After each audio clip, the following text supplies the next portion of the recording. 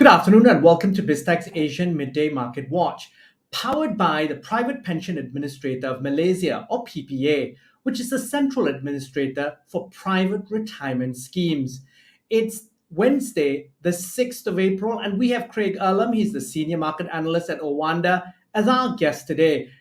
Craig, it's always great to have you on the show. It's always a pleasure. Now, Craig, before we get your insights, let's take a look and see how markets have performed across the region. But we'll start first with crypto markets. We've got Bitcoin, which is at 28,091. It's down 1.46%. Ethereum is at 1,893. It's down 0.8%. Now, looking across the regional stock markets, we start with Singapore. The Straits Times Index is down 0.52%. Bursa Malaysia is down 0.85%. Shanghai is down 0.12%. The ASX All Ordinaries is down 0.46%. The Nikkei is down 1.33%. The Hang Seng is down 0.15%. And rounding up the numbers, we've got the Kospi, which is also down 1.19%. Craig, it's a sea of red across the region. Tell us why. Well, I mean, we've seen some economic data this week that hasn't been great. I think we've seen that kind of building now for a little bit of time. We can see it seep through to the employment figures, especially with the JOLTS data, I should note, which is the job openings. So maybe a little bit of a leading indicator as to what we can expect for jobs growth now going into the second quarter of the year. Maybe a little bit early for the jobs report on Friday, but I think you can clearly see there are signs creeping in that this economy, the US economy, but also the global economy is weakening. We've seen in the manufacturing data that's been evident now for quite some time, and it seems to now be seeping through into the services data as well. So I think the signs are here that these rate hikes are taking a toll, and I guess the concerning thing about that is on top of the rate hikes, we now have the implications for credit markets of the banking mini crisis over the course of the last month, and that may have filtered through a bit into the surveys.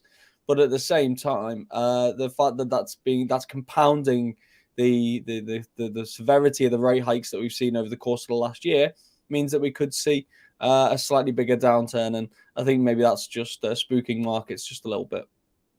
Now, Craig, then looking at what traders are doing, they're turning defensive, aren't they, in response to all of this data? What are they all doing right now?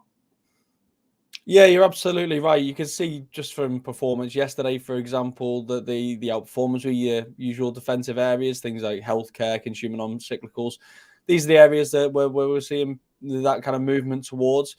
But it's not just because the economic data is weak. I think if the economic data alone was just weak, then I think that's something that I think we could see investors could tolerate, especially given that weaker economic data may ultimately be what drives the Fed to stop the tightening cycle and start cutting rates this year. But it's the fact that we've seen the weakness in the data at a time of enormous uncertainty. So the focus is shifting. It's shifting from inflation and interest rates posing the threat to the state of the economy and how bad things could potentially get. You look at the markets now, for example, on the interest rate side, and markets are a coin flip on the next rate move from the Federal Reserve. Is it going to be a rate hike or not? But from there on in, it's quite clear the path of travel is down, and the rate at the end of the year, the market rate for the end of the year, is around 4%. So it's clear there's been a massive shift. And that's been compounded by the weakness of the economic data. And as you say,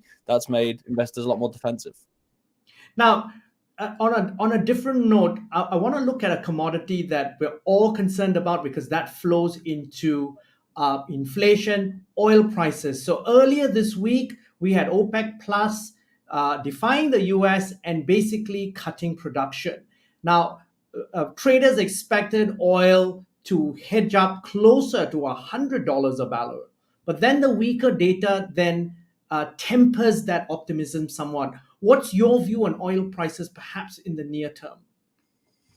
Yeah, there's echoes of really what happened in October, in that we could see that relations between the US and Saudi is already strained. And therefore, when they announced that 2 million barrel cut, it came as a bit of a surprise that they'd gone so big. and it came with a lot of criticism from the White House. But ultimately, the price then never spiked in a way that the markets feared. So it seemed that OPEC Plus at the time was making a basis on the assumption of what they think the path of travel is for the economy. And so far, they've been pretty accurate. Now they've cut production by another 1 million barrels a day. And there's only so long you can do this before it does have a much bigger impact on the price. But markets were already pricing in a slower economy and almost justifying such a move from OPEC Plus. We saw that in the bond market with the interest rate expectations. We saw it in commodity markets, and we saw it in oil prices. Oil prices were much lower than they were a few weeks ago after what happened in the banks. So there is the possibility that OPEC Plus, while being preemptive, which is not something we're typically used to, being so preemptive, I should say, they may be acting on the basis of slower economic expectations, and you can see that unfolding in the economic data now. So I think volatility is very much here to stay in the oil price, but maybe calls for $100 plus in oil maybe a little bit premature. On that note, Craig, thank you very much for your insights. Thanks for coming on the show. Always a pleasure. I'm Brian Fernandez, and we've been speaking to Craig Erlam. He's the Senior Market Analyst at Oanda on BizTech's Asian Midday Market Watch, powered by the Private Pension Administrator of Malaysia, or PPA, which is the central administrator for the private retirement schemes. This show will be on our website, www.biztech.asia, as well as our social media platforms. It'll also be on our syndication partners, TV stations, radio stations, and websites. Thanks a lot for tuning in.